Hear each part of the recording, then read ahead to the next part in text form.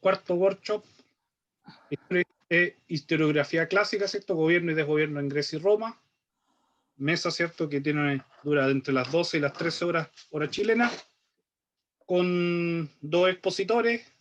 En la mañana, ¿cierto? Entre las 10 y las 11, Daniel Nieto, ¿cierto? Y quien habla, estuvimos hablando de Roma, de finales de la República hasta ya el siglo II, en época antonina, y ahora ya en esta mesa es el turno ya de hablar, ¿cierto? De la Atenas clásica del siglo V al cuarto. Bueno, la primera exposición está a cargo del profesor Pablo Donoso, que es profesor del Instituto de Historia de la Pontificia Universidad Católica de Valparaíso. Hizo su doctorado en Italia. Actualmente es responsable del proyecto Fondesit número 111-90-280, ¿cierto? Que se refiere principalmente a temas de estudiar la estasis, ¿cierto? En el concepto y sus diferentes explicaciones, ¿no es cierto?, en el siglo V. Su presentación en el día de hoy también está asociado a ese tema y se denomina la estasis en la Grecia arcaica a través de las elegías de Solón y Teógenes. Profesor Donoso. Muchas gracias por la presentación. Le puedo pedir al anfitrión que me comparta la pantalla porque no puedo en este momento, ahí para poder subir. Ok. No hice nada que ver. En la tecnología todavía me... Ahí sí. Entonces voy a presentar en esta presentación quiero hacer una revisión. Esto en primer lugar, obedece, y obviamente, a un trabajo que he venido haciendo durante el proyecto Fondesit, que me adjudiqué el año 2019, que tiene tres partes. No voy a explicar a grosso modo en qué significa un proyecto. Abarcar la estasis. La estasis es un fenómeno político que significa en gran medida la guerra civil, pero también otras formas también de disidencia, de, de conflicto político, ¿no? De desgobierno también, de crisis, ¿no? Entonces, en el contexto de la polis griega, para abordar lo que es la estasis en época clásica, básicamente, considerando a Tucídides como el gran mentor, el constructor de esta idea de estasis, en su libro tercero con la estasis de Córcira y luego el libro octavo con el golpe de Estado oligárquico de Atenas, que son los dos grandes fenómenos que son descritos por Tucídides en periodo clásico. Para llegar a eso, yo he considerado que primero hay que leer a los autores que estuvieron antes, en el siglo anterior, en el siglo VI, y que desarrollaron la idea de la estasis como un elemento bastante interesante, con motivaciones distintas probablemente a la que tenía el mismo Tucídides, y para entender cómo este fenómeno se hace cada vez más recurrente, más político y que está inserto en la vida de la polis.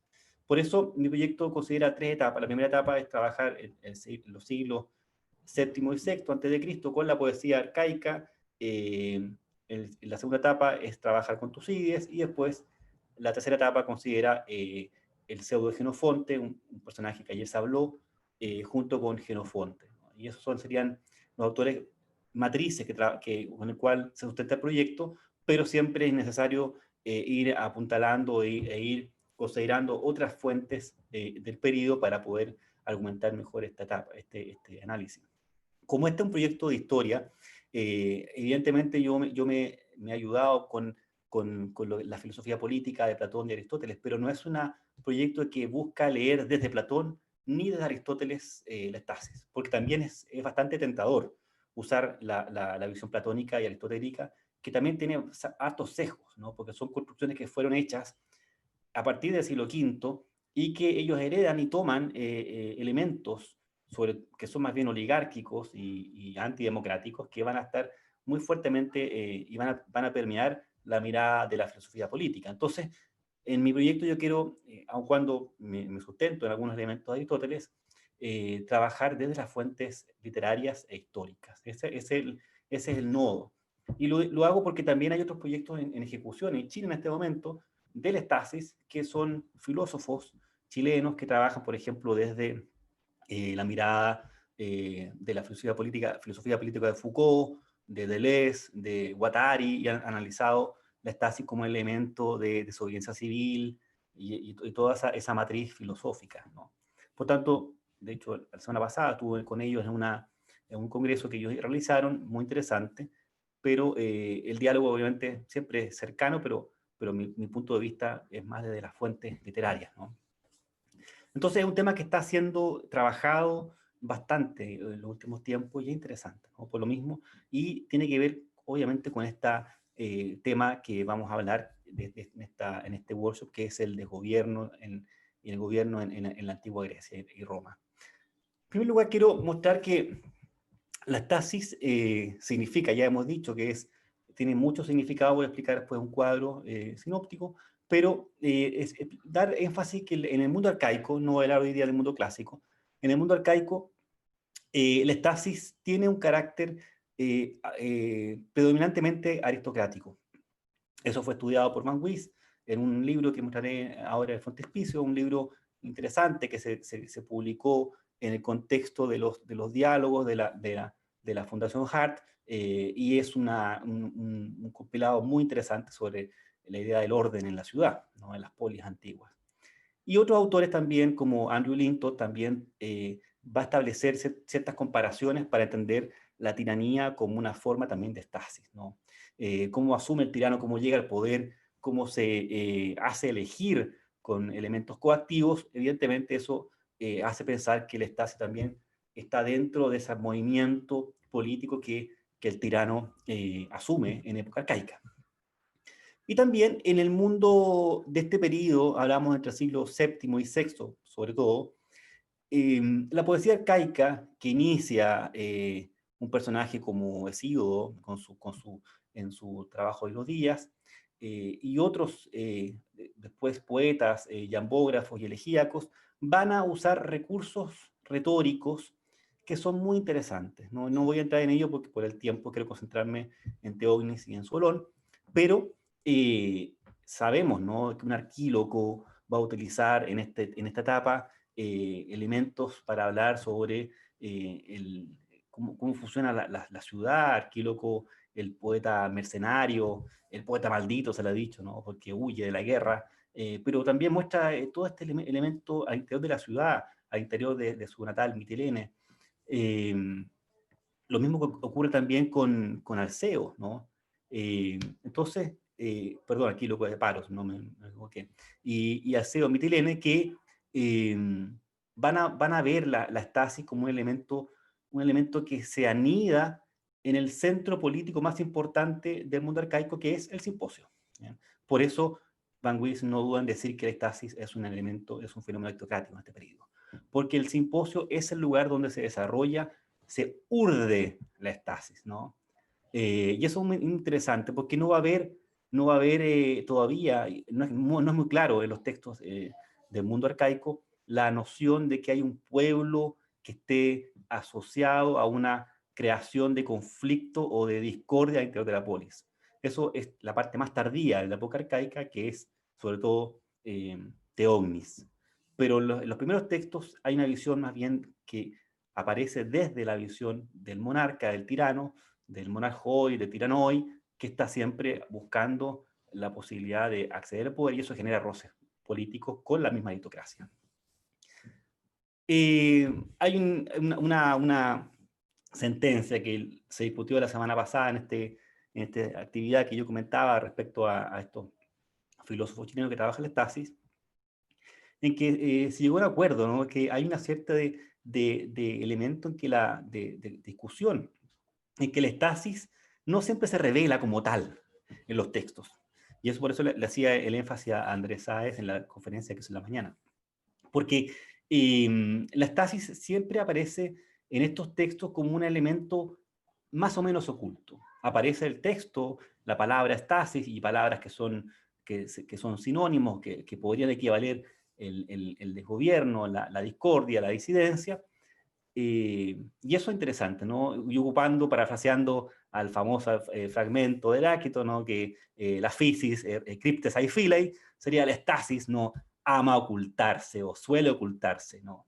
Entonces, también, ¿no?, en los textos aparece eso, y eso fue discutido también por Julián Gallego en esta actividad la semana pasada, donde él realizaba una lectura desde los trágicos del siglo V, de Esquilo, Eurípides y Sófocles, esta idea también de que el estasis no siempre aparece, no siempre se revela como tal. Hay un miedo a mencionarla en los textos, y es interesante, ¿no? Como fenómeno. Entonces, en esta dimensión, el mismo Alceo de Mitilene va a ser un precursor en un género literario que es del período, la estasioticada, los cantos revolucionarios, como define Rodríguez Adrados, cantos que se van a hacer al interior siempre del simposio y donde van a haber estas pugnas y disputas por facciones que van a ser elementos simposiales, ¿no? Elementos simposiales que no suelen salir de ese ámbito, y ahí se urde, como ya decía, la estasis y se van a generar estos cantos, esta poesía. Y un tercer elemento interesante de estos recursos, podríamos decir retóricos, es la alegoría de la nave.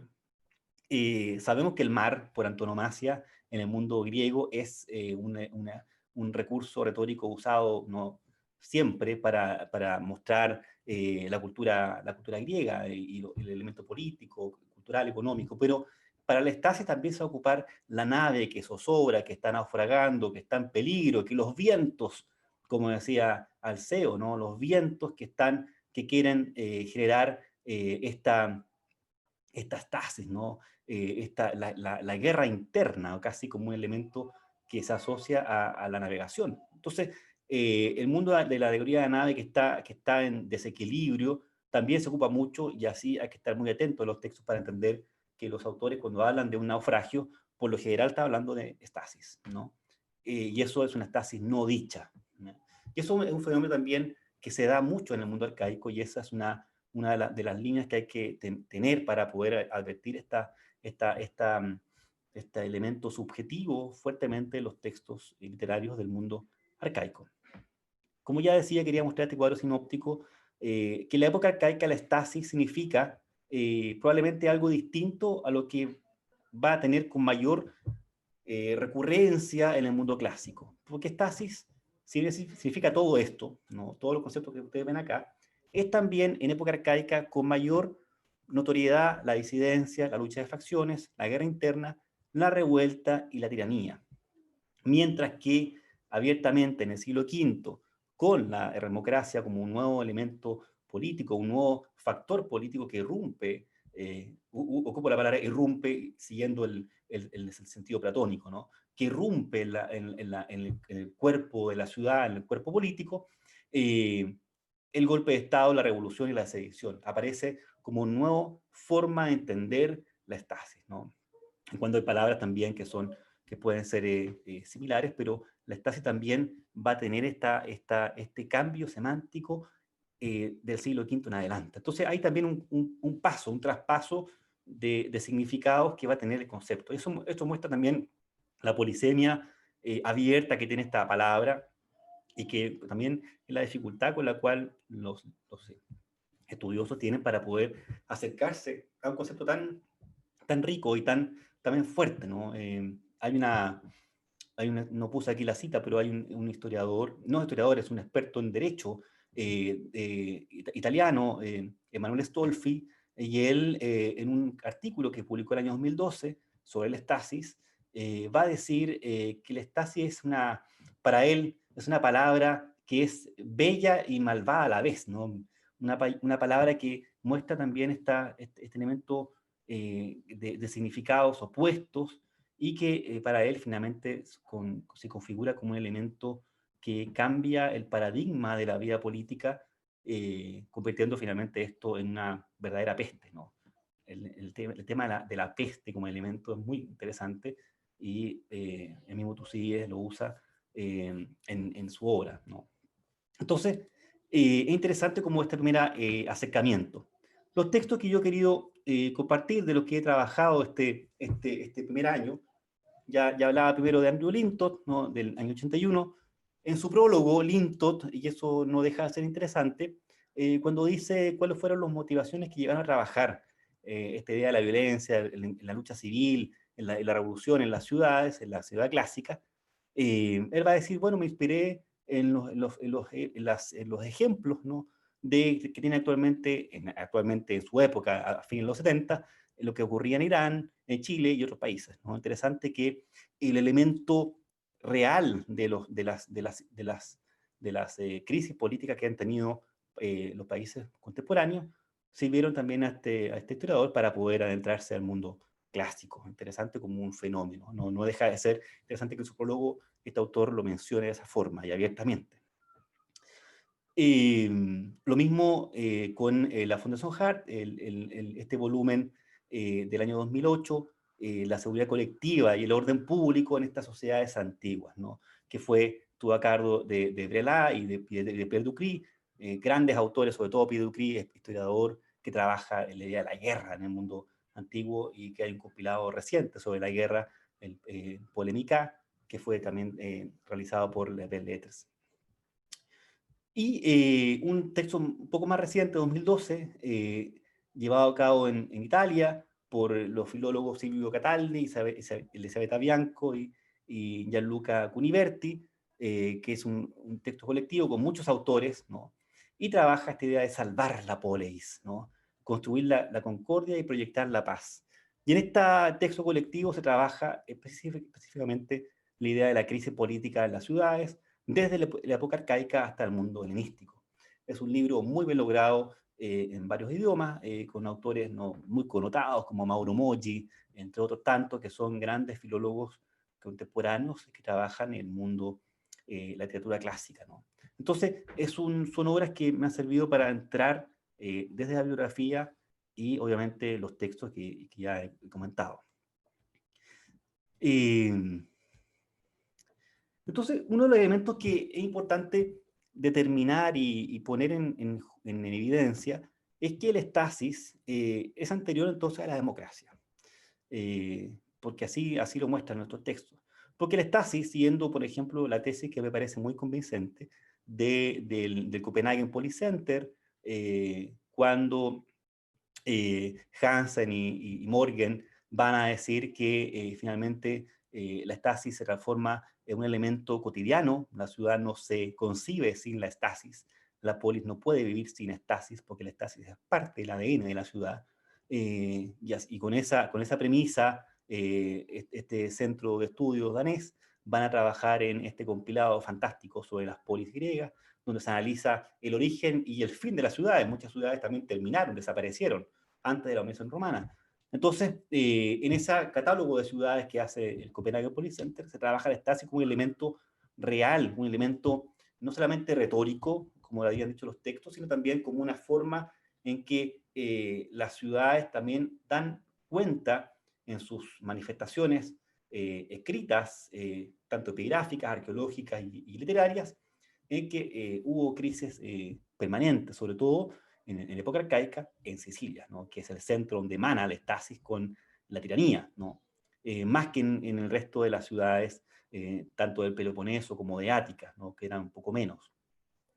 Entonces es interesante que textos y trabajos recientes nos pongan en esta evidencia que la estasis es anterior a la democracia, no es un producto de ella. Y eso se ve de alguna manera evidenciado con la literatura de la primera poesía. Si Homero, y en primera instancia nos habla de esta idea de Agón que atraviesa toda su obra, bueno, el Agón también, si bien es cierto, es un concepto amplio que da cuenta del espíritu de competencia, ese espíritu de alguna manera se ve reflejado también en lo que va a ser en el origen de la ciudad griega, en la polis, esta idea de competir también porque una facción destruye a la otra, porque eso era estasis, ¿no? Superar a la otra, y básicamente es eso, ¿no? Superación violenta. La Eris, que el mismo Heráclito nos muestra como esta divinidad, la diosa discordia, aparece también fuertemente como un elemento natural, ¿no? No se vive sin la discordia, nos dice Heráclito también, ¿no? De una manera está siempre en el elemento creación, en el elemento poético de la ciudad, siempre hay discordia, ¿no? Y otro concepto que me pareció muy interesante, que lo he visto lo explicado en otras conferencias, pero ahora quiero dedicarme a los textos ya mencionados, pero mencionar rápidamente a Hesíodo, que trabajo y los días él va a ocupar Hesíodo increpa a su hermano Perses, ¿no? Porque se va al ágora a discutir en vez de irse al campo a trabajar en el mundo agrícola, en esas palabras que Hesíodo le dedica a su hermano, es hablar de este concepto de neike agorés, ¿no? Neikos es una palabra muy interesante que significa una forma de disputa verbal que puede llegar a los golpes, ¿no? Obviamente si se enerva, si la situación se exacerba.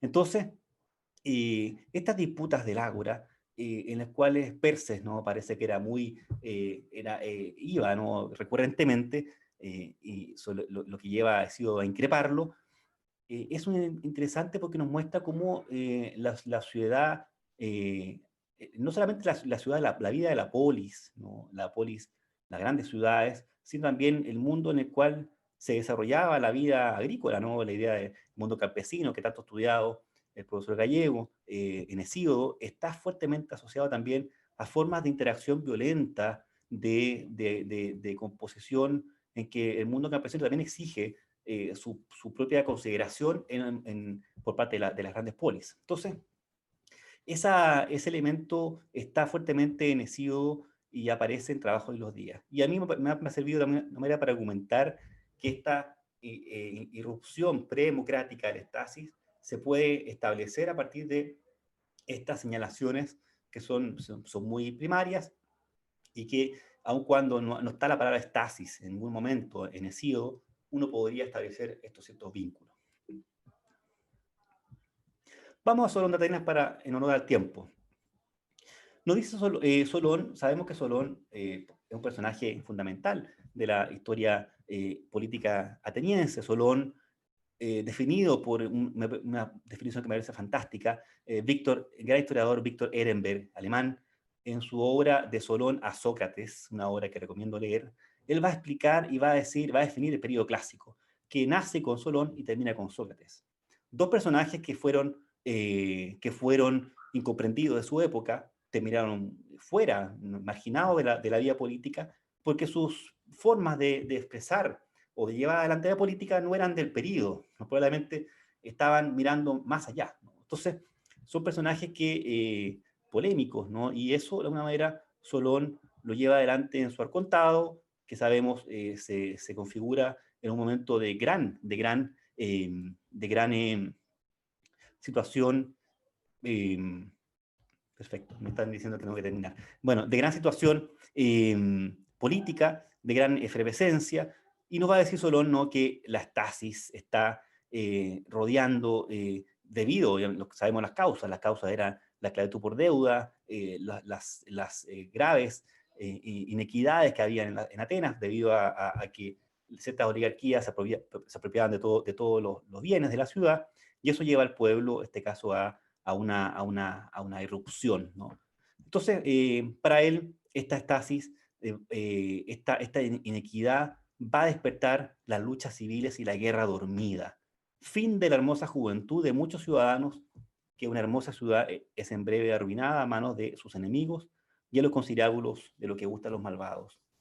La palabra, obviamente, esta idea, ¿no?, de usar estasis, enfilon, polemón o polemón, es un elemento interesante porque hay una argumentación en que se enfatiza la estasis con la enfilía, y la enfilía es la guerra fraterna entre hermanos, ¿no? Entonces, la guerra de sangre. Entonces, el utilizar estasis con enfilón es una necesidad de dar mayor énfasis a esta situación. La guerra dormida, lo comentábamos en algún congreso anterior, donde, por ejemplo, ciertos elementos de la estasis, que la estasis desaparece cualquier tipo de reglamentación política de cómo se lleva a cabo la guerra, por ejemplo, la guerra entre ciudades, la guerra interestatal. No hay ningún tipo de ley que avale o que garantice, por ejemplo, la vida de un prisionero. En el caso de la estasis, mueren el que sea, niños, mujeres, ancianos, no hay ningún tipo de reglamentación. Y eso es lo que, de alguna manera, Solón quiere advertir en esta primera etapa. Y para ello lo que él hace es crear esta autonomía, que es un elemento, no es nuevo, la autonomía ya aparece en Tirteo de Esparta, cuando hace su poesía sobre las retras, Tirteo, en un siglo antes, siglo VII, ya habla de la eunomía como una forma de orden para ordenar el Estado espartano, que también había tenido sus propias guerras civiles.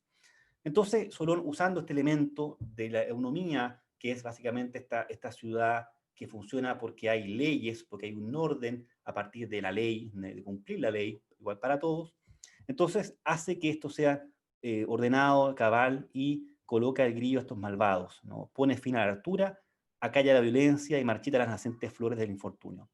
¿Por qué hago énfasis en esto? Porque el estasis parece ser, en esta primera etapa arcaica, un estasis que se produce por la ley ágrafa, ¿no? La grafía de la ley, sabemos que la ley existía como tal, pero no estaban escritas, y va a ser Solón con los famosos axones que va a poder leer, todos van a poder leer en la ciudad, bueno, los que sabían leer, evidentemente, y veremos cómo Solón, el tema de la ley escrita es un aspecto que está fuertemente señalado y relacionado con la estasis. Ya lo dice mucho antes el mismo Sido en Trabajo y los Días, ¿no?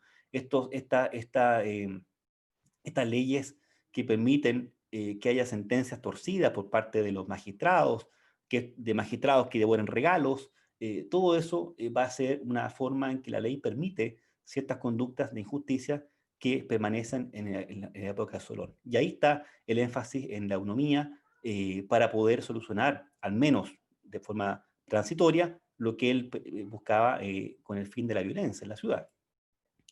Voy terminando. Teógenes de Megara, otro personaje completamente distinto a Solón. Si Solón fue un reformador, tenía toda esta mirada, uno puede decir, poética, un espíritu de igualdad, al menos en su reforma.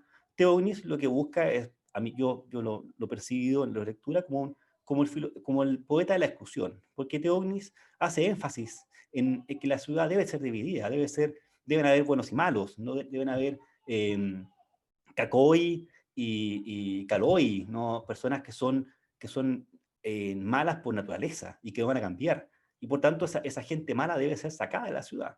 Y esa gente mala, estos cacoi para Teodonis, son estos nuevos grupos sociales que irrumpen en Megara, que son una nueva, podríamos decir en palabras modernas, una nueva burguesía que con la actividad comercial se enriquece y buscan gobernar la ciudad poniendo en jaque a las antiguas aristocracias, ¿no? Por eso Teógenes dedica estos poemas a su enamorado, ¿no? Una pareja homosexual que él no sé, nunca se supo si la tenía o que era un invento, que el famoso Cirno. Esta ciudad le dice está preñada y temo que para un hombre que endereza nuestro funesto desenfreno, los ciudadanos aún estén sanos, pero los jefes han venido a caer en esta gran vileza. Los jefes del pueblo oraban finalmente el orden de la ciudad y este orden aristocrático que mismo Teógenes defiende. Voy a avanzar un poco más rápido. Dice Teógenes, esta ciudad es aún una ciudad, pero los habitantes son ahora distintos, porque ellos no conocían ni el derecho ni las leyes, sino que en torno a su cuerpo vestían pieles de cabra hasta romperlas y se apacentaban, al igual que los siervos, fuera de la ciudad. Estas son hoy día las gentes de bien, o Polipaides, otro de sus enamorados. Y los buenos de antes ahora son villanos. ¿Quién es capaz de soportar este espectáculo? Y continúa los versos, ¿no? Este elemento interesante, cómo eran estos ciudadanos de ayer y de hoy, ¿no? Un elemento que le va a servir, por ejemplo, de cateo para referirse a los griegos de antaño. Éramos todos bárbaros, ¿no? La Grecia antigua estaba plagada de bárbaros. Entonces, esta idea también es un tópico que se establece en la época arcaica y configura una forma de pensar el pasado, ¿no? El mundo anterior a Teógenes y a los autores del siglo V. Y aquí, para terminar, quiero mostrar un elemento muy interesante. Teógenes va a decir en este poema, que me invito a leer entero, que la ciudad también, la guerra civil pone en jaque el orden de la ciudad, porque también hay guerras externas, guerras de invasiones externas que están poniendo en jaque a la ciudad misma. Entonces, va a decir, Febo rey, fuiste tú quien construyó la ciudadela para complacer a Alcató, el hijo de Pélope.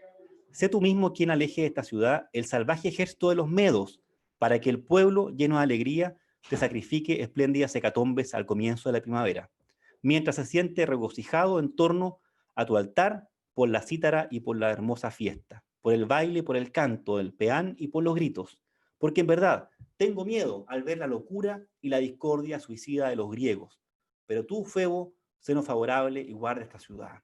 Teognis es un poema que recientemente se ha podido establecer que no pertenece a un Teognis probablemente de la misma compilación anterior, sería un pseudo Teognis, porque el problema es que este ejército, ¿no?, de los medos que nos habla no sería compatible con las guerras médicas, porque Teognis habría habido un poco antes. Entonces hay una discusión interesante entre Rodríguez Araos, que en la década de los 50 atribuye este poema a las fuerzas, ¿no?, persas que se asomaron al Asia Menor, básicamente, ¿no? Mientras que recientes estudios han podido establecer que este sería un pseudo-Teognis de fines ya de época clásica, de 480, y que habla directamente de un Jerjes que está en las puertas de Grecia, ¿no? Entonces, este es un poema interesante porque históricamente nos muestra un momento en el cual estos ejércitos, estos Estratón, Gibristén, Medon, que nos muestra, ¿no?, la Gibris de estos medos, que están en las puertas de la ciudad, mientras que en Megara se desangra una guerra civil. Por tanto, ¿qué más peor puede pasar? Que una guerra civil lleguen los persas encima, ¿no? Entonces, interesante cómo la estasis aparece como elemento de total descuido de esta discordia suicida que lleva a la ciudad finalmente a la debacle, ¿no? Eso no se pudo, obviamente, no hay forma de evidenciar todavía si este texto había sido del siglo VI o del V, pero nos muestra cómo el poeta pone en evidencia lo peligroso que es para la sobrevivencia de los habitantes este funesto fenómeno político y social. Hasta aquí entonces, pues toda la hora, dejo mi presentación. Muchas gracias. Gracias, Pablo, por tu presentación. Ahora hay un espacio, ahí veo a gente aplaudiendo en la cámara, ¿cierto? Otros colocarán el icono, ¿cierto? Una muy buena presentación. Tenemos un espacio temporal como para una o dos preguntas. José Vázquez ahí y Javier Ayois. Primero José y después Javier. Pablo, bueno, primero te felicito por tu exposición, me pareció muy interesante, tomé nota de varias cosas y me gustaría después poder conversar contigo algunas que se relacionan más con la investigación de mi tesis. Pero ahora en concreto, Pablo, me gustaría preguntarte si tú has podido advertir en estas fuentes que tú has nombrado, yo no he leído algunas de ellas, no las conozco, si es que es posible identificar en estas luchas faccionarias intereses económicos que sean contrapuestos y que por ellos también se enfrenten. Sí, por ejemplo, sí se da, muchas gracias Agustín por tu pregunta. Sí, se da, no lo explica acá, pero Alceo, por ejemplo, en los fragmentos de estos cantos revolucionarios, él se enfrenta obviamente con el tirano de Mitilene, y hay también una fuerte, como él mismo va a decir, uno de los grandes autores, en este momento se me fue el nombre, de los que trabajan la poesía arcaica, va a decir que Alceo es uno de los autores que no solamente escribe, sino que actúa, ¿no? Lo que él dice, él también lo lleva a cabo en la vida política. Por tanto, vemos un Alceo que está fuertemente entrando en la dinámica de tomar partido, ¿no?, por visiones que estaban contrarias a este mismo, a los tiranos, a Mírsilo, a todos los grupos políticos que están en la ciudad.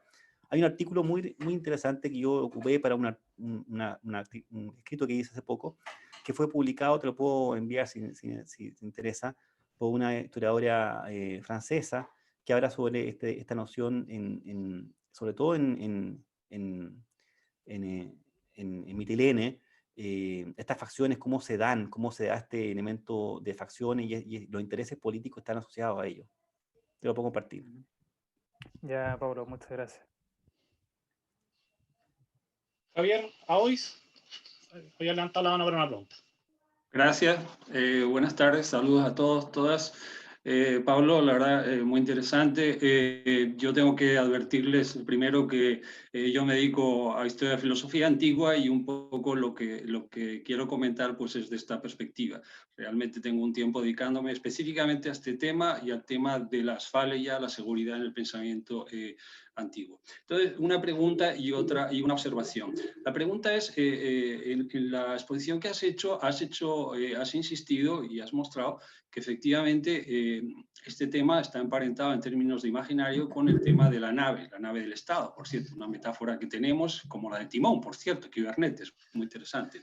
Pero mi pregunta es, yo creo que hay otra también, que no sé si la has trabajado, es por eso te pregunto, que es tan potente y probablemente tan antigua como la de la nave, y es la del cuerpo orgánico, cuerpo vivo. Y efectivamente en la 39 que has leído de Teognis está ahí esa referencia justamente a lo sano, a lo enfermo, etc. Entonces, digo, yo creo que es una vía muy interesante porque enlaza después incluso en Tucídides con el corpus hipocrático y la idea de estasis como enfermedad, ¿no? Como exceso en toda la teoría de las proporciones del pensamiento antiguo. Imagino, no sé si lo has hecho, pero yo creo que es muy potente, ¿no? Me parece, no sé. Esta es un poco la curiosidad. Y la otra observación es, no sé si lo has trabajado, porque a mí me ha dado mucho rendimiento, un texto anónimo yámblico, ¿no? Del siglo V, en el cual justamente hay un interés muy marcado en la idea de eunomía y un tema que está emparentado, el tema de la estasis, que es el tema de Phobos, ¿no? El temor, ¿no? Entonces esta idea de confianza, de Piscis, que aparece justamente en el texto del anónimo yámblico y que repite Tucídides, ¿no? Como uno de los grandes males justamente de la estasis, la pérdida de confianza, es una línea que es curiosidad, ¿no? Si la has trabajado, porque este texto es central, está el anónimo yámblico, y de paso hay una tradición que va desde Teógenes prácticamente a los epicúreos, ¿no? Son siglos hablando de lo mismo, ¿no? En fin, son observaciones un poco desde la filosofía, pero más me interesa si has seguido el tema primero, ¿no? Del cuerpo, la metáfora del cuerpo orgánico y la... Ahí sí, ahora puedo escuchar. Muchas gracias, Javier. Sí, le agradezco sus observaciones. Efectivamente, el tema del cuerpo, yo hago una pequeña mención. Hay un artículo que envié a revisión y que cuento como primicia, que fue aceptado en la revista Thalia Dixit de Extremadura. Va a ser publicado este año. Y ahí yo trabajo, cito a una historiadora alemana, Sabine Tausen, que va a trabajar a propósito de Teógenes y buscando las explicaciones de por qué Teógenes se refiere al estasis, si él vivía una persecución política interna o no. Efectivamente, ella va a tomar el elemento, este pasaje, ¿no? que acabo de citar, del 39 efectivamente la ciudad que está preñada de estos males. Y esta autora dice que ve a esta Megara como un organismo animado con una terminología antropomórfica que da luz a un vengador. Así lo dice esta autora. Entonces, claramente, el tema del cuerpo está fuertemente asociado a esta figura que probablemente, y a mi parecer, se desarrolla con mayor trabajo en el siglo V con Tucídides, ¿no? Probablemente él es el que organiza después con la idea de la peste, hay una alegoría directa a eso, y también los mismos textos de los autores como los grandes Hipócrates, en fin, todo el elemento médico va a ir asociando a la salud de la ciudad, a la polis, con la salud de la vida política. Pero al menos para este caso del mundo arcaico, yo trabajé, al menos para Teógenes, esa idea en esa dimensión, no la desarrollé un poco más. De los textos yámbicos lo desconozco, sí, yo conozco algunos textos que usted me menciona, pero sí hay un texto que se dan en el contexto también del simposio, ¿no? Y están los Carmina Convivaria Ática, y estos Carmina Convivaria también hablan del desastre que significa en la ciudad de la polis, que son anónimos, en el contexto del simposio, cuando se dicen estos personajes que la ciudad le piden a Atenea que enderece la ciudad y que no haya luchas intestinas y muertes a destiempo, porque se hace énfasis en que mueren siguiendo después lo que mismo Heródoto va a tomar, que es la estasis, al igual que la guerra, hace que los padres entierren a sus hijos, torsión natural de la vida. Entonces eso se da también en estos textos, ¿no? del mundo, de fines del mundo arcaico, y eso aparece, eso lo he ido trabajando, pero el texto que usted me comenta, me gustaría un poco más de detalle para saberlo. Gracias. En honor al tiempo, vamos a dar entonces paso después ahí el profesor podrá compartir su correo en el chat a lo mejor, y para que puedan conversar. El profesor Javier Raoy es profesor de filosofía de la Universidad Católica de Temuco, así que ahí pueden dialogar y conversar. Bien, la siguiente presentación está a cargo de Cecilia Hinojosa, que veo conectada.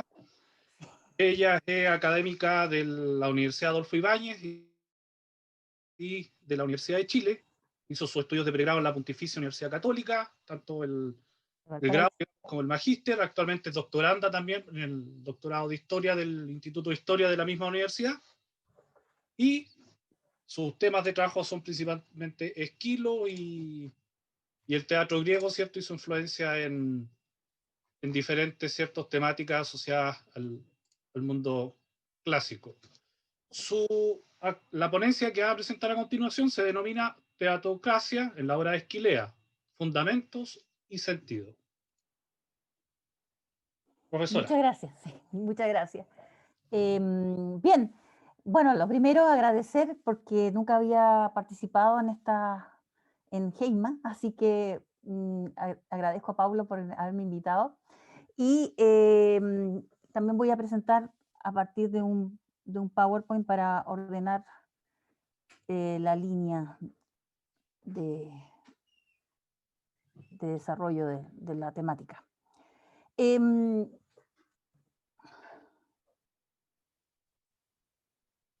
Ahí sí. Ya, entonces, bueno, lo primero que quería comentar es que este trabajo, el que voy a presentar ahora, es una parte de un marco investigativo un poco más amplio, que en este caso resulta muy interesante porque está muy en la línea de lo que comentó Pablo Donoso, así que me va a servir muchísimo como antecedente.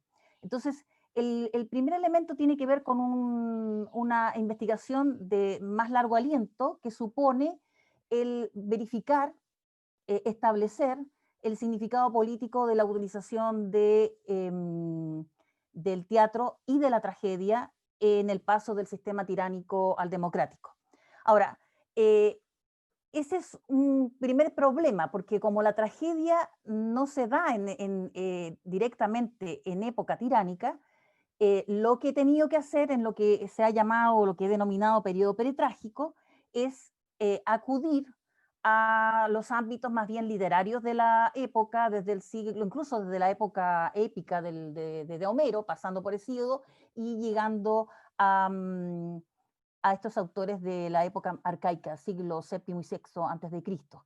Entonces, ¿cuál es la intención? La intención aquí es buscar, al revés de lo que normalmente se ha pensado en función de la idea de gobierno, desgobierno, más bien los elementos de continuidad.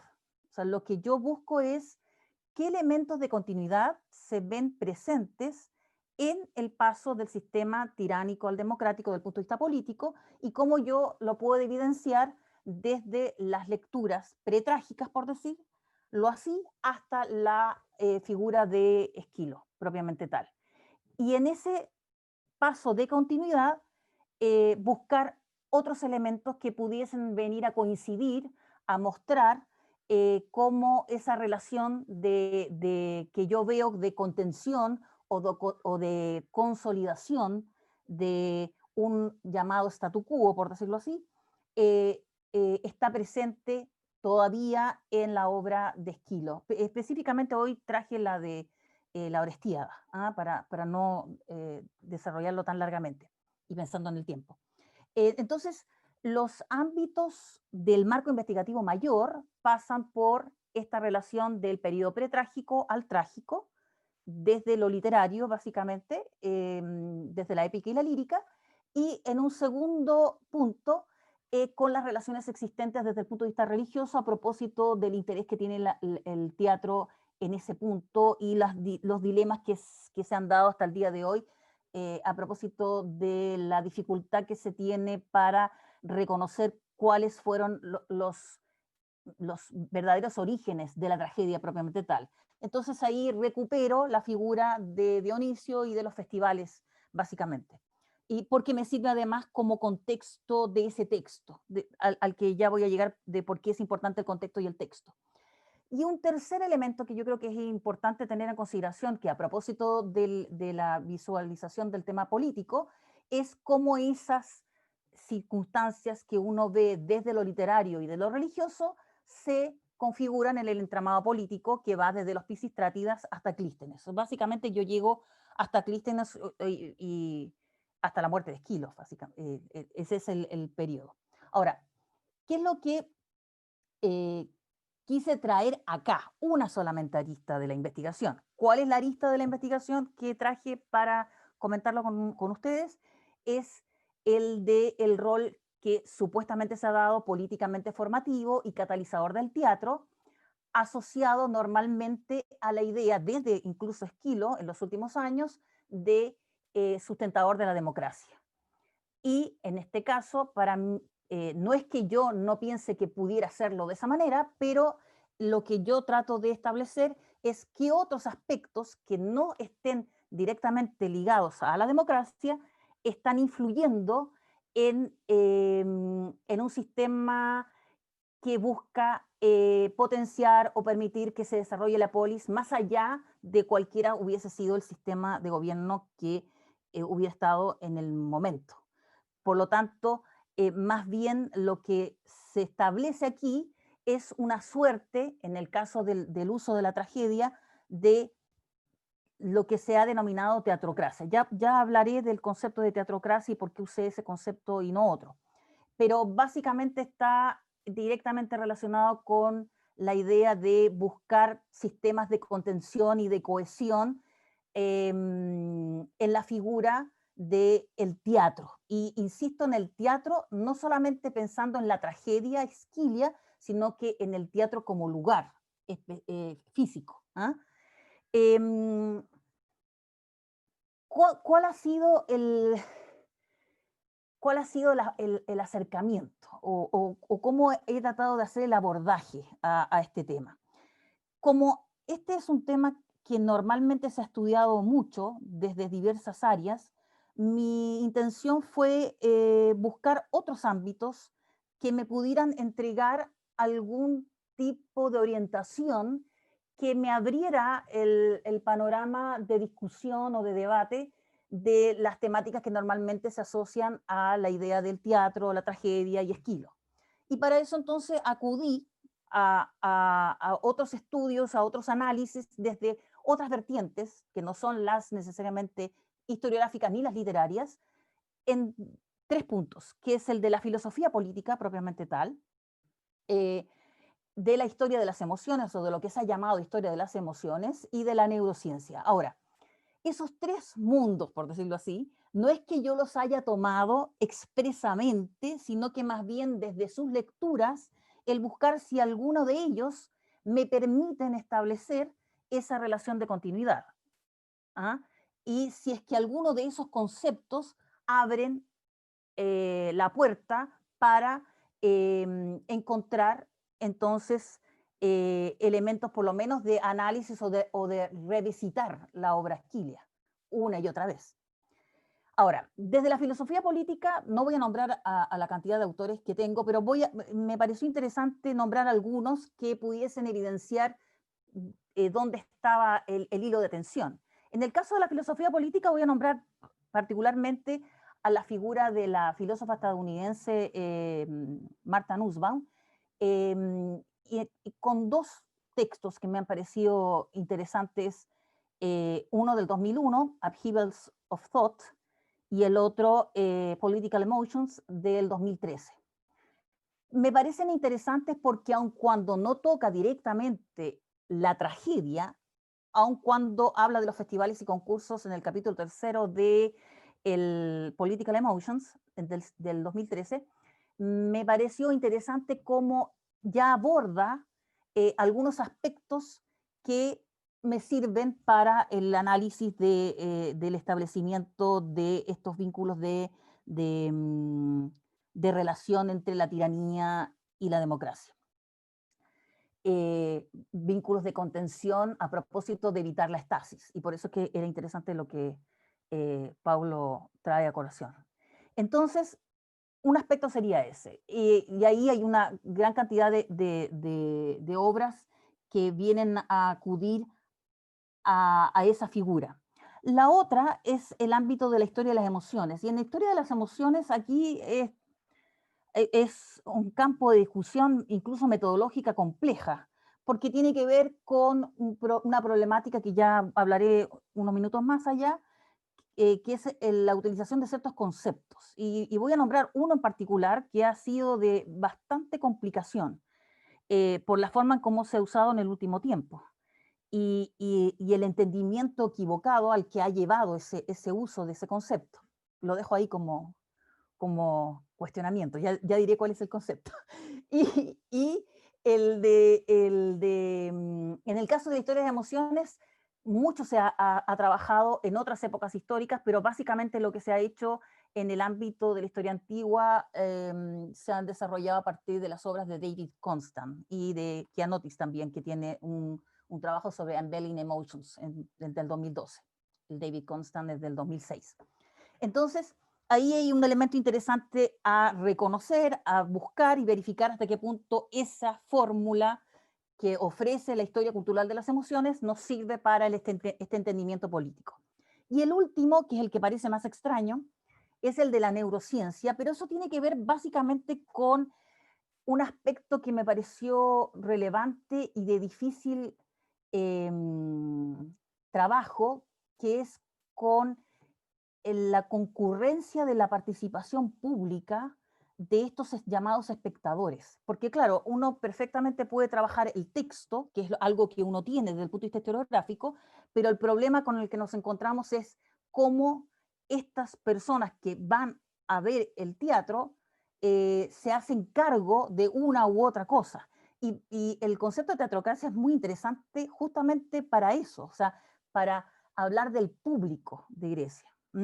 De quiénes son los oyentes y qué es lo que entienden de lo que ven. A propósito de eso, me pareció muy interesante los últimos estudios que se han hecho en ese ámbito de la neurociencia y me pareció un elemento interesante para traerlo a colación desde el punto de vista de los estudios interdisciplinarios. Ahora, hay otro elemento que se ha trabajado en el ámbito historiográfico y que creo que es importante traerlo a colación acá. Y mucho se ha trabajado desde la historiografía, fíjense, mesopotámica y egipcia. Y tiene que ver con lo que se ha llamado normalmente memoria cultural o memoria colectiva o culturas del recuerdo.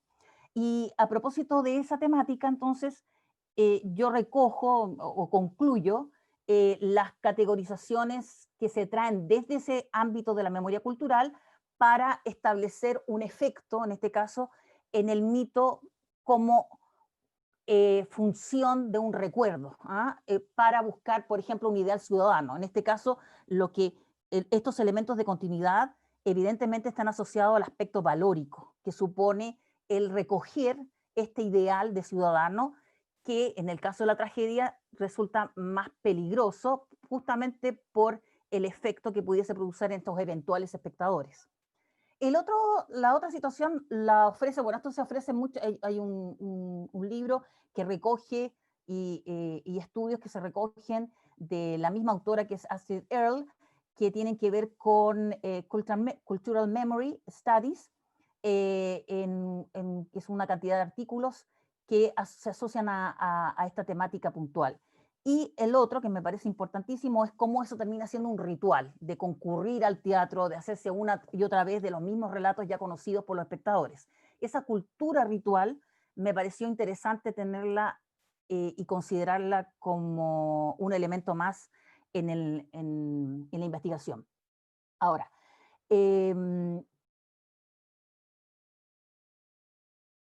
teniendo eso entonces como elementos centrales, lo que yo establezco, y esto es a partir de algunos escritos que he leído incluso de historiadores muy desarrollados en el área del teatro, como Julián Gallego, en Argentina, la importancia de no siempre acudir solo al texto. Y de ahí entonces la necesidad de buscar otros elementos que nos den alguna figuración o prefiguración de la importancia que podía tener el teatro. Frente a esto podría yo explicar, a propósito del teatro como lugar de memoria, las relaciones que se dan en el mundo arcaico entre, por ejemplo, el ágora y el teatro propiamente tal cuando se construye. Esas relaciones se pueden evidenciar muy claramente, e incluso uno podría, desde el punto de vista religioso, verificar si existen qué altares existen en el ágora y qué después uno presencia nuevamente en el teatro como elementos de continuidad. Y por lo tanto ahí pongo entonces que el teatro se aparece como un lugar, que es un concepto que le he dado yo, de memoria y fijación del mito. Yo hablo de la fijación del mito. ¿Y por qué hablo de la fijación del mito? Porque el mito, de momento que ha sido relatado una y otra vez, pero ahora escrito, queda patente de una determinada manera en el autor que proyecta la obra. Y entonces esa fijación va a tener un sentido y una intención. Entonces, bueno, lo que yo quise destacar en este punto era cómo se va a asociar algunos conceptos. Uno de los que más me interesó es el de entheos, el del entusiasmo, porque la idea buscaba si en estos espectadores lo que se quería era fomentar o proveer de ciertos valores que impulsaran un proyecto. Un proyecto, por ejemplo, de identidad, o de establecimiento de correspondencia, o incluso de lo que voy a decir más adelante, de un deber ser. Esta idea de identidad o que promueve la unidad es lo que yo veo como elementos de continuidad más allá de esta éstasis que es evidente y que es recurrente una y otra vez. Entonces, yo lo que destaco en este punto es justamente uno de las recogidas que se han hecho en las últimas obras, que es el de creer que la tragedia en general, incluso la de Esquilo, más la de Sófocles y Eurípides, pero incluso la de Esquilo, nos trae a ciertos mitos democráticos. Y entonces esos mitos democráticos vendrían a dar cuenta de un tipo de sensibilidad. Y aquí viene el dilema a propósito de la historia de las emociones. ¿Cuál es entonces el gran dilema de todo este asunto?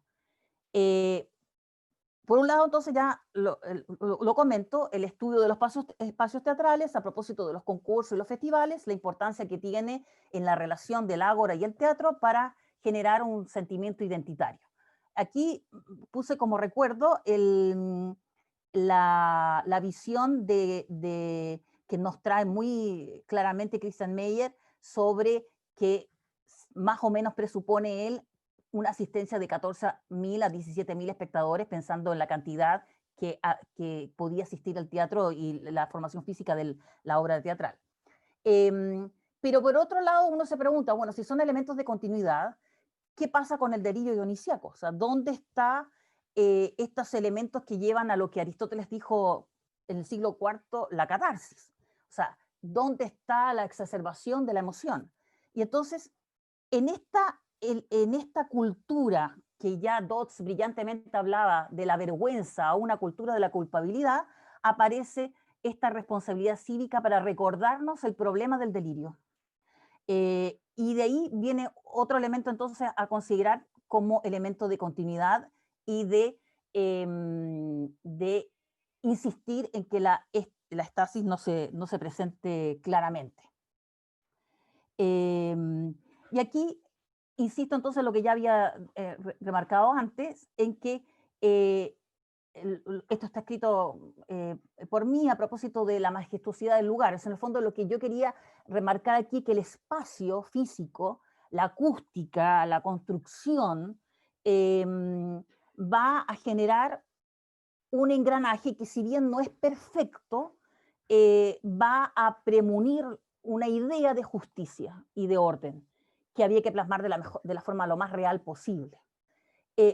Eso no necesariamente en todas las circunstancias está en función del ensalzamiento del mito democrático. Y por ahí entonces lo interesante de buscar esos elementos de continuidad más que de los elementos disruptivos o de división. Ahora, ¿qué es lo más problemático de todo esto? O sea, ¿cuáles son, más allá del texto y respecto del sentido del texto, los usos de los conceptos? ¿Por qué?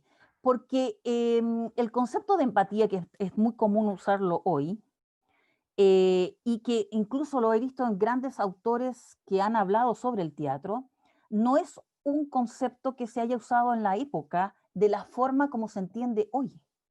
Entonces, uno de los elementos que yo he tratado de distinguir desde lo conceptual es exactamente, y yo diría que es uno de los problemas metodológicos de la historia cultural de las emociones, es tratar de establecer claramente qué es exactamente se entiende por empatía, en este caso, empatía, simpatía, compasión, o en los otros estudios que se han dado sobre miedo, que es bastante, que son más prolíficos, o sobre, por ejemplo, el mismo David Constant trabaja un concepto que podría estar asociado a este del teatro, que es el de la pity transformed, pero en el fondo es a lo que se ha denominado el helios o el oiktos. Entonces, si no se usaba la empatía, pero sí uno lo ve reflejado en muchas obras contemporáneas sobre el tema, ¿qué es lo que se usaba? Y entonces, claro, normalmente uno podría hacer una relación del pathos propiamente tal, porque el pathos sí se usa como concepto, y él también es de la simpatía, simpatella. Y eso, de alguna manera, vincularla con el concepto latino de compasión, si es que uno quisiera hacer alguna relación semejante, pero no igual.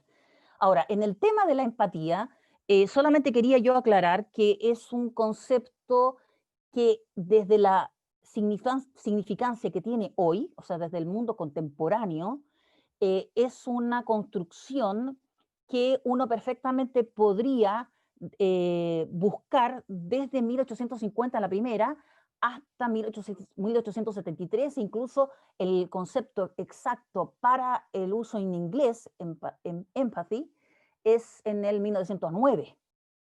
Y con toda la significancia que tiene actualmente. Ahora, ¿por qué se va al griego? Porque esto venía de un concepto alemán, el Einfühlung. Y entonces uno podría entonces comprender que este concepto de empatía, que supuestamente sería la reina que corona la clave de la consolidación, no lo sería tanto, y por eso es que me parece que en este punto es importante acudir a otros conceptos que ya vienen de la época del siglo VII y VI y que incluso ahora recordó Paulo a propósito de la filia, del filus, de la amistad propiamente tal y de la concordia. Y como oposición a esa concordia, la ibris. Y entonces, en ese sentido, asegurar a partir de los conceptos qué es lo que se quiere finalmente decir y cuáles son los elementos que finalmente son concomitantes para entender el interés que supone la tragedia y el teatro como elemento de contención o consolidación de un sistema político imperante. No sé qué hora es, pero me queda poco. La teatrocracia, entonces, ¿qué viene a ser? Yo lo puse como un concepto que en este caso voy a aprovechar es un concepto que tiene exactamente lo mismo que comentaba Paulo, lo de malvado y bello, porque es un concepto que es usado por Platón en las leyes, voy a ir a la parte de Platón y las leyes, donde dice lo siguiente, Platón siglo IV, donde los teatros de silenciosos se volvieron clamorosos, como si conocieran lo bello y lo que no es en las artes, y una teatrocracia malvada suplantó en la música a la aristocracia. En efecto, si hubiera surgido una democracia de hombres libres solo en la música, lo sucedido no habría sido en absoluto terrible, pero entre nosotros, el que todos se creían expertos en todo, y la ilegalidad comenzaron en realidad a partir de la música y siguió la libertad. Bueno, pues el no temer por osadía la opinión, lo mejor es prácticamente la desvergüenza malvada producida por una aquí no alcanzo a ver, libertad demasiado usada. Y hay otro momento en que no dice teatrocracia, la única vez que la usa es cuando habla de ese término, pero en otra parte vuelve a insistir en el problema de llevar este tema a, o sea, el alboroto de la multitud, en el fondo la muchedumbre, que genera el dilema de cómo esa multitud o esa muchedumbre entiende lo que ve, lo que escucha y como espectador. Entonces, ¿cuál sería el sentido de la teatrocracia propiamente tal? ¿Y por qué lo uso como término? Porque validaría una condición que yo he visto como aprendizaje de un sentido de resignificación de ordenamiento de ciertos valores que buscaban de una forma didáctica un profundo compromiso y responsabilidad por la polis. Y de ahí entonces perfectamente calza con lo que se buscaba en Esquilo. Ahora, ¿por qué es de bello y malvado? Porque lo malvado es lo que ve Platón, lo bello es que producía una mayor participación de los ciudadanos y de los habitantes de la polis, y eso generaba una mayor discusión y relato, y es lo que ha determinado, definido una gran cantidad de autores respecto del poder que pudo llegar a tener el teatro en su momento.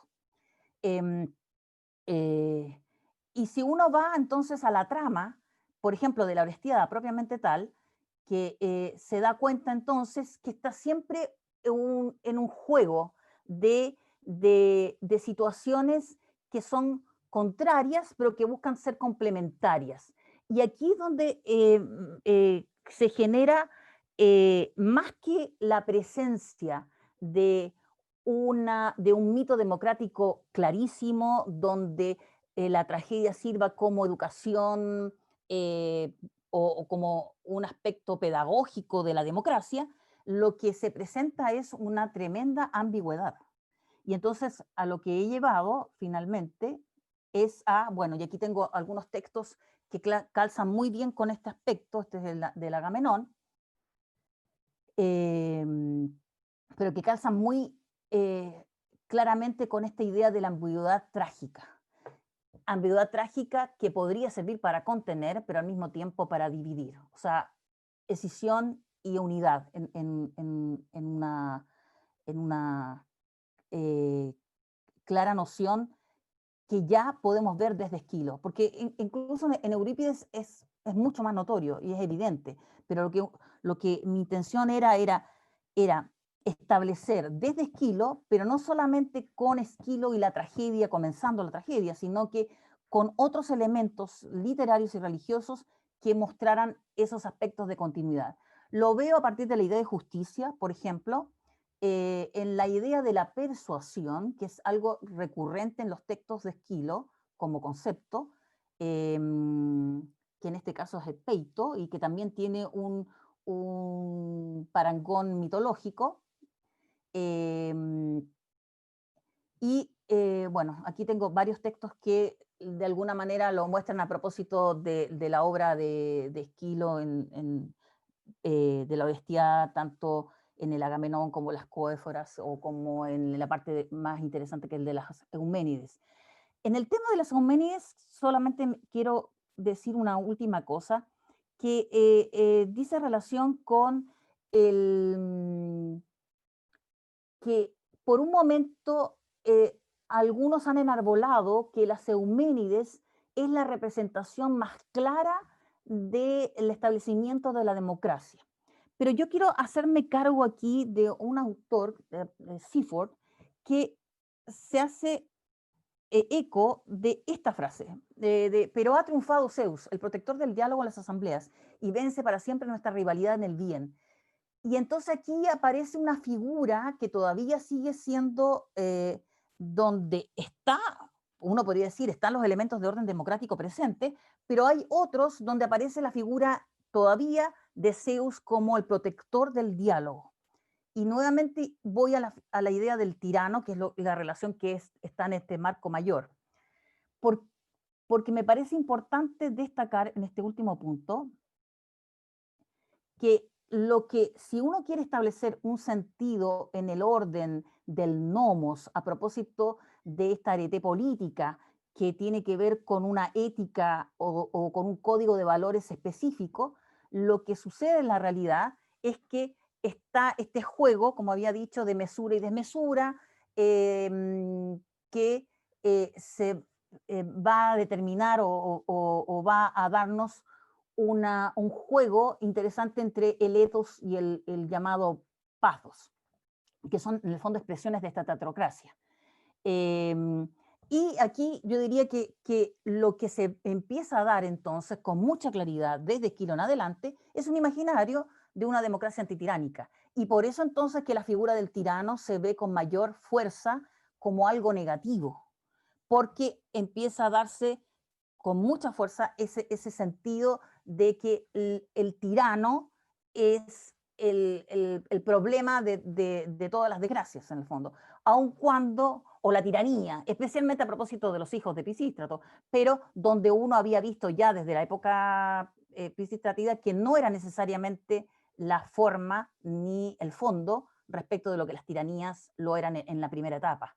Y entonces, ese imaginario de una democracia antiteránica ya uno lo está evidenciando en parte en la figura de Esquilo. Ahora, conclusiones preliminares, y son dos más nomás. Una es que la importancia que tiene el uso del mito dentro de la tragedia. El mito sigue siendo un elemento que me parece que hay que estudiar más profundamente a propósito de que establece o incluso mantiene ciertos imaginarios. Entonces, de hecho, hay como una prevalecencia de lo que yo denominaría un homo mythicus, que ustedes quisieran decirlo, que lo veo muy claro. Y que de alguna manera también muestra que eso es parte de lo que se ha llamado el espectáculo político, que es la teatrocracia. Y el otro elemento a considerar es que la obra Esquila viene a ser en algunos aspectos, no en todos, un factor de contención de agentes de desestabilización política. A propósito entonces de esta idea de continuidad que viene ya desde la época homérica. Entonces, ¿qué es lo que prevalece? Prevalece la ambigüedad trágica. Y aquí, como elemento de estudio interesante, entonces, y última cosa, que el mito se transforma en el ámbito trágico en una forma de politizar los fines de cohesión que se requieren para el bienestar de la polis, pero al mismo tiempo es un proceso que es muy interesante también de estudiar, cómo la política va tomando entonces un cariz que termina por mitologizarla. Y eso es lo que tenía para mostrar el día de hoy. Sí, ahí termino.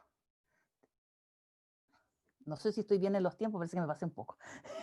Súper. Bueno, dentro de todo, bien.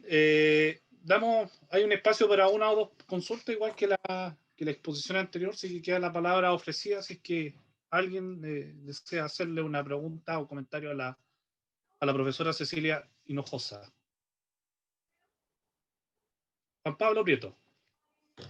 Juan Pablo. Ahí está. ¿Ahora me escucha mejor? Hola, Juan Pablo. Tanto tiempo. Sí. En razones del tiempo, la pregunta específica, muy claro, le agradezco y veo los orígenes de esta temática en tantas conversaciones de hace tanto tiempo. Tiene historia esto, así que Sí, muy tiene historia. interesante. Una pregunta específica, menciona mucho la utilización de filosofía política, historia de la emoción y la neurociencia, y en ese sentido no puedo evitar ver, especialmente hablando de Atenas en el periodo clásico, un poco arcaico, ¿qué pasa con quizá la visión más, como ustedes señalan, lo que sucede en realidad? y el problema de los concursos teatrales. ¿Qué pasa con la epigrafía y evidencia de las inscripciones de la reutilización cívica de la experiencia del teatro? ¿Ha encontrado algo que le interese en su marco Sí, de me he análisis? encontrado, pero siempre es muy lateral. Lo tengo considerado como parte de la investigación. De hecho, lo que me he tenido que hacer busqué incluso no solamente epigrafía, sino que elementos que estaban en Atenas de graffiti, por ejemplo, que tengo en mi poder los que encontraron en los años 70, para ver si hay algún aspecto que pudiera traernos a la luz, claro, y que son estudios bastante interesantes por lo demás, sobre aquello, que de alguna manera abran ahí un ámbito de investigación. Y el otro tenía que ver con los oradores, fíjate, porque hay el caso, no sé si lo nombré muy al pasar, pero tiene que ver con la figura del epónimo y del coreus, en este caso, y el orador ático, Antifón, en el 611 creo que es el caso, establece muy claramente cómo este teatro no es solamente un tema en que se gane un concurso público específico, sino donde hay todo un aparato, digamos, que está por delimitar o establecer quiénes forman parte del coro, quiénes son los que están en el coro. Son documentos muy acotados, pero que nos sirven para entender esto, lo que yo llamo el contexto del texto. Porque solo Esquilo nos queda corto para establecerlo bien. Y bueno, cualquier cosa que usted me pueda proponer me parecerá interesantísimo. Hay varias páginas. Los belgas han estado trabajando mucho en la digitalización y por supuesto los americanos con el Ágora de Atenas. Entonces, Sí, hay una página. esa que conozco más detenidamente, la de los americanos, sí. Megistos, es una muy buena página, francófona también, así que no habrá problema por ahí. Eso es todo, muchas gracias. Gracias, Juan Pablo. Bien, hay un espacio para alguna pregunta, si alguien desea hacer alguna. Parece que no. Bien, entonces damos por finalizar esta mesa de la mañana, ¿cierto? Centrada principalmente en la democracia ateniense, con una relectura, ¿cierto?, del profesor Donoso sobre el concepto de Stasi desde un punto de vista, obviamente, de la polisemia y su polivalencia, ¿cierto?, con nuevas interpretaciones sobre el uso del concepto, más allá, ¿cierto?, de Aristóteles y Platón, y después, ¿cierto?, la exposición, ¿cierto?, de la profesora Hinojosa, ¿cierto?, sobre cómo el teatro, ¿cierto?, interactuaba con la polis, ¿cierto?, democrática ateniense, ¿cierto?, desde el punto de vista de los sentimientos, de la generación de identidad y su relación con el poder político de la época. A las 3 queda la última mesa antes de la conferencia de cierre de Emiliano Buis, ¿cierto?, a las 15 horas, ¿cierto?, donde expone la profesora Leslie Lago, ¿cierto?, y Agustín Vázquez, ¿cierto?, que sería la última mesa. Y recuerden que es el mismo link que nos hemos ocupado para conectarnos en todas las mesas a lo largo de la jornada desde el día de ayer en la mañana. Así que eso, y nos estamos viendo entonces en la mesa de las 3 de la tarde.